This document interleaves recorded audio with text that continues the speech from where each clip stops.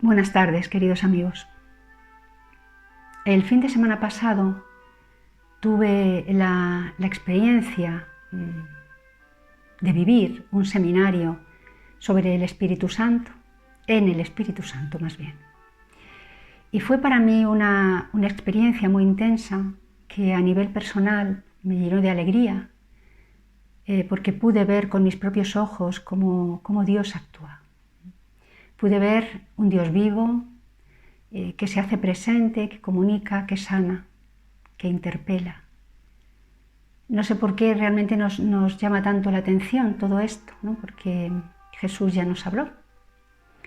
Nos habló de donde dos o más están reunidos en su nombre, Él está allí, en medio de ellos, y se hace presente.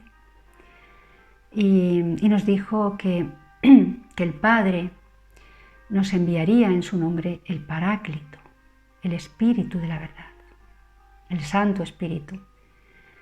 Y vemos lo que narran los evangelios, los apóstoles, en el libro de los Hechos, sobre lo que ocurrió en Pentecostés.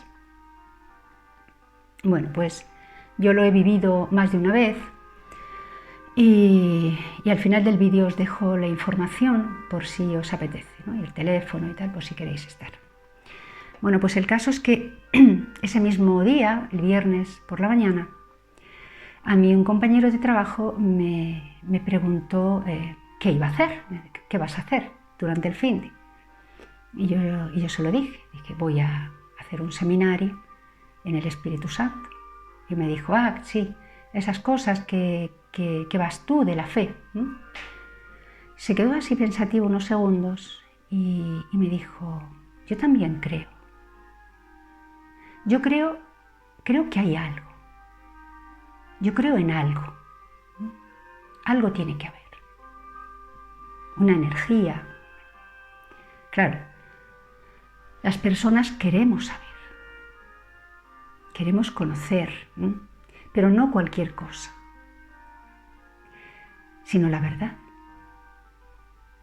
Lo que no es verdad no nos interesa. ¿Para qué queremos información si no es verdadera?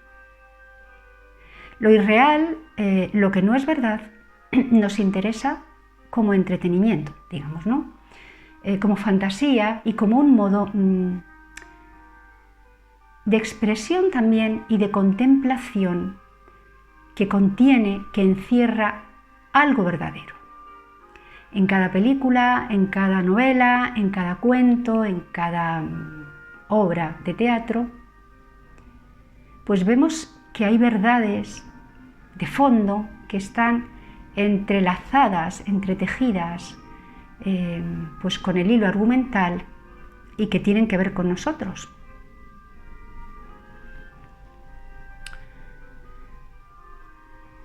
Por eso, cuando las personas que no conocen esa verdad se encuentran con alguien que tiene fe y argumentos que sostiene esa fe, pues es fácil descubrir en sus ojos y en sus palabras también, ¿no?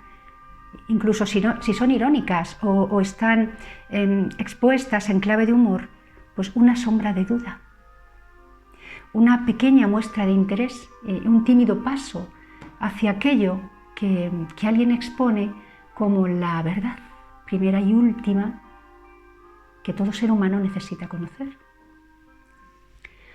Porque intuimos, y me incluyo porque yo también estuve en ese lado, que hay algo ahí que nos toca, que nos llama, que nos atrae, algo que tiene que ver con nosotros, con nuestro yo más auténtico, ¿no? más real. Porque claro, decirle a alguien que el cielo y las estrellas y todo lo creado es un grito de amor de Dios, pues igual les suena algo poético o algo cursi. Pero si les dices que Dios existe, lo sé, porque lo conozco, todo cambia. Porque esa es la experiencia que todos buscamos, la que de verdad nos puede cambiar el corazón, el Dios personal que viene a mí, el que tiene que ver conmigo.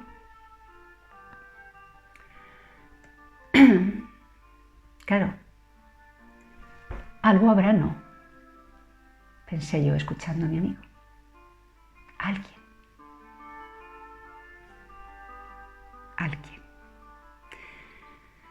Porque algo designa una realidad o una magnitud indeterminada, mientras que alguien designa a una persona. Decimos, quiero ser alguien en la vida.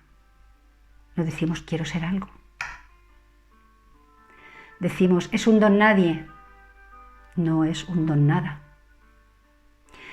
Alguien puede tomar decisiones, tiene voluntad, tiene capacidad para crear. Para crear algo hay que ser alguien. Las cosas no tienen capacidad creadora. Dios, por tanto, no es algo, sino alguien. Que Dios sea algo, una energía que hay por ahí, ¿en qué cambia mi vida? ¿Qué tiene que ver conmigo? ¿En qué cambia la tuya? ¿Para qué queremos un Dios indeterminado, independiente, sin rostro, sin corazón, sin voluntad creadora? Un Dios algo no tiene sentido porque no está vinculado a mí ni a ti. Y cuando las personas se quedan ahí en su búsqueda, siguen colgadas del vacío, insertadas en la nada. Y eso es aterrador para nosotros, porque nosotros somos vida y de algún modo reconocemos en nuestra naturaleza una determinada manera de ser, de existir, vinculada a la vida. El vacío, la nada, la no existencia no nos caben dentro, no los podemos concebir. Claro, no podemos reconocer aquello que no conocemos previamente. ¿Cómo voy a conocer la nada si no soy nada? Soy vida.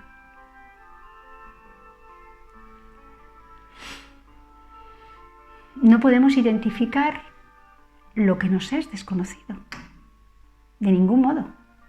Para tener un pensamiento, una idea sobre algo o sobre alguien, es necesario un conocimiento previo. Yo no puedo pensar en algo que desconozco. Los pensamientos están relacionados con la experiencia, son pura información que circula por nuestro cerebro a partir de la experiencia. Por eso sí podemos conocer a Dios por la razón, no plenamente, claro, porque el intelecto humano es limitado, es finito, mientras que Dios pues es infinito e ilimitado. Pero podemos, de algún modo, reconocerlo e identificarnos con Él. Y podemos racionalizar sus obras. La creación, para entender también que nadie surge ni nada surge espontáneamente, que es necesario que exista una causa primera. Es decir, alguien con independencia absoluta y que tenga una naturaleza radicalmente distinta a todo lo creado, porque esa naturaleza no es causada, no es efecto, sino origen. Y esa es la base del argumento cosmológico que está en la Suma Teológica de Santo Tomás. No nos vamos a meter mucho ahí, porque no tenemos ni tiempo ni formación suficiente para entrar ahí, pero lo tocamos un poquito de pasada, ¿no? Porque eso sí podemos hacerlo. Creer que todo lo creado, al tanto con la palabra creado, no ha surgido por una causa, sino por casualidad. Es como creer que tirando al aire palabras escritas vamos a encontrar, cuando miremos para abajo, el Quijote escrito. Es igual de peregrino. A todo lo que vemos lo llamamos creación. O sea que consciente o inconscientemente estamos pensando en un creador. La teoría del Big Bang la propuso un sacerdote católico, no sé si lo sabéis, el padre Georges Lemaitre, un belga que se puso mundialmente a la cabeza de las investigaciones físicas de su época. Después vino Gamow y sobre esa base desarrolló la teoría que conocemos. Bueno, pues cuando al padre Lemaitre le preguntaron si la Iglesia necesitaba la ciencia para explicar su fe, este señor dijo: a la Iglesia le bastan la cruz y el Evangelio. Pero al cristiano nada le es ajeno. ¿Cómo podría desinteresarse de la más noble de las ocupaciones estrictamente humanas? La búsqueda y la investigación de la verdad. Hay una verdad escrita e impresa en el alma de cada persona, la existencia de Dios. Es una presencia, algo que se reconoce. Por eso podemos buscarla, podemos interrogarnos sobre ellos, porque tenemos un conocimiento previo de Dios, aunque no seamos conscientes. Dios que nos ha creado, ha dejado en nosotros la huella de su vida, de su existencia. Y a partir de ahí, nosotros podemos reconocer su presencia. Por eso, ese Dios algo nos resulta extraño. Y por eso lo llamamos algo y no alguien, porque nos resulta extraño. Por eso, cuando decimos a un compañero que vamos a pasar un fin de semana entero alabando a Dios, él reconoce una presencia que le es familiar, pero no puede identificarla y lo llama algo. Y si uno se queda ahí, abierto a esa presencia y permanece, es cuando empieza a descubrir que no es algo, sino alguien. Alguien que tiene que ver conmigo. Por eso lo reconozco, porque ya lo conocía.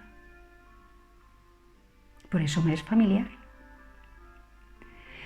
Y alguien que se parece a mí, mejor dicho, me parezco a él, ¿no? Porque se mueve y está en mis cosas, las cosas que yo necesito para vivir y ser feliz. Mirad, creo que esto ya lo he comentado en alguna que otra charla. Lo primero que yo entendí cuando me acerqué de verdad a ese alguien que es Dios fue que Él solo basta. Fue en un cursillo de cristiandad de 3 días. Claro, yo me di cuenta de que solo Dios basta, porque yo no quería que aquello se acabara. Yo me quería marchar de allí. Entendí por qué hay personas que viven solo de Dios. Especialmente, religiosos, sacerdotes, pero especialmente los monjes y las monjas, que se apartan totalmente del mundo para vivir rezando. Este fin de semana, como os he dicho, pasado, no este, el anterior, pues yo sentí lo mismo. Tampoco me quería marchar de allí, tampoco quería que aquello se acabara. Porque donde mejor se vive es al lado de Dios.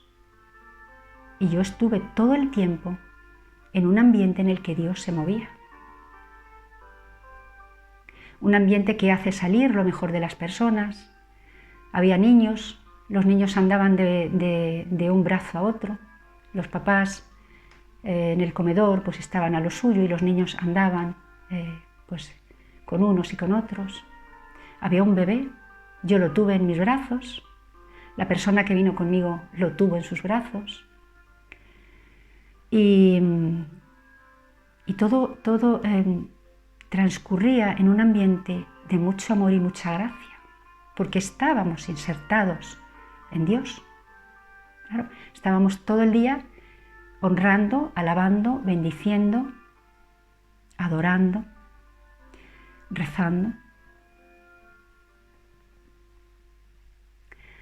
Allí en este sitio donde yo he estado esta vez, hay un grupo de personas, la mayoría jóvenes, que viven exclusivamente de Dios y para Dios. Y nada más, y nada menos. Son jóvenes y personas también un poco más mayores, pero ya os digo que la mayoría son muy jóvenes de otros países, otros también son españoles, que han renunciado a todo eso que nosotros identificamos con felicidad. Han hecho voto de pobreza total, castidad total y obediencia total. Son personas que viven en mitad de un monte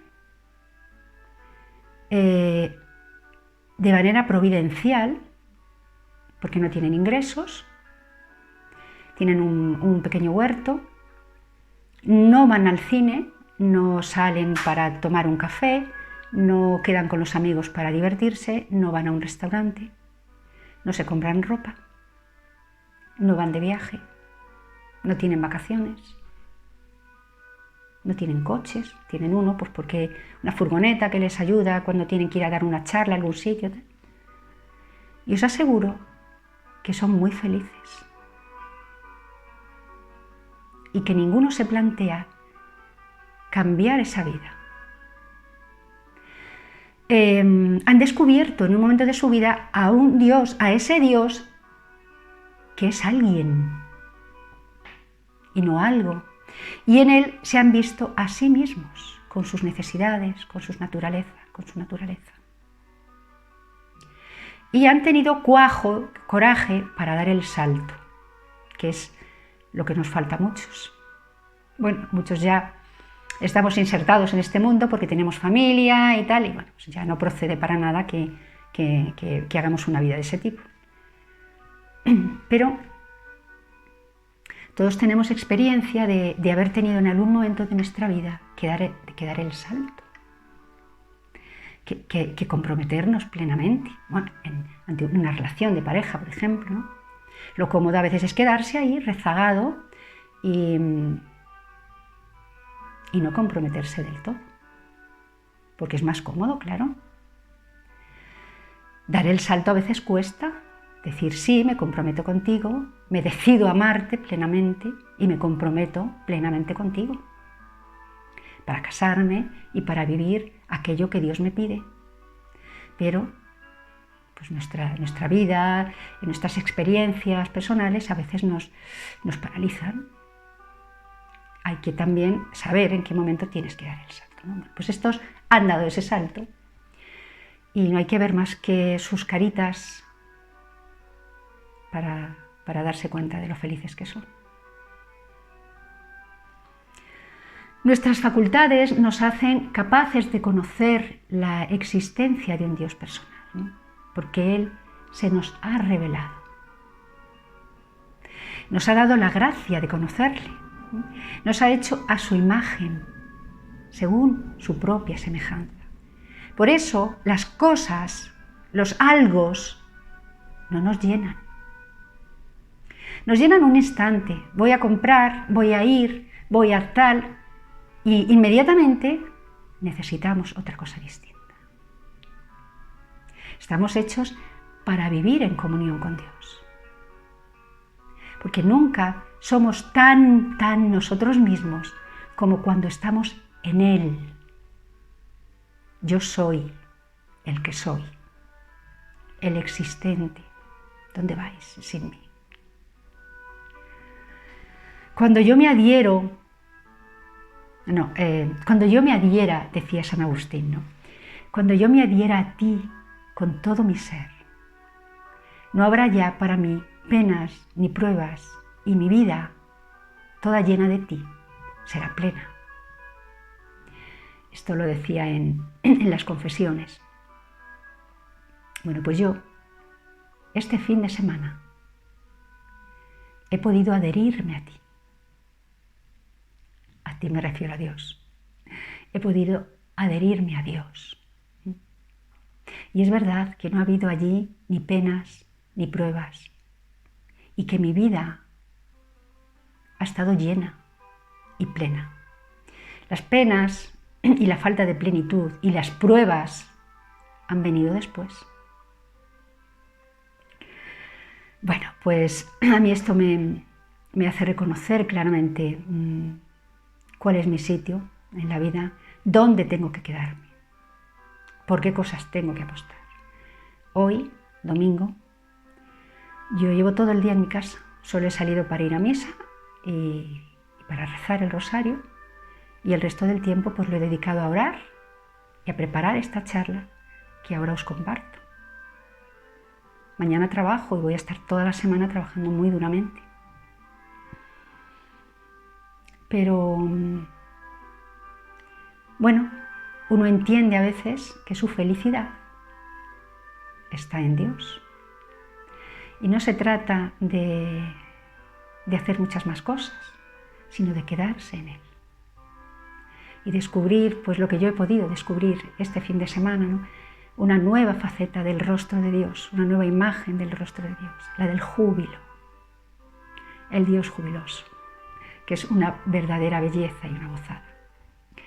Bueno, os dejo ahora los datos, la información de este centro, por si os apetece llamar, si estáis en España, y rezo por vosotros. Y espero que vosotros seáis también capaces de dar el salto y de adheriros a Dios plenamente para conocerlo y conoceros. Así se lo pido al Espíritu de Dios y bueno, mientras tanto os envío un abrazo muy fuerte y me despido hasta la próxima charla.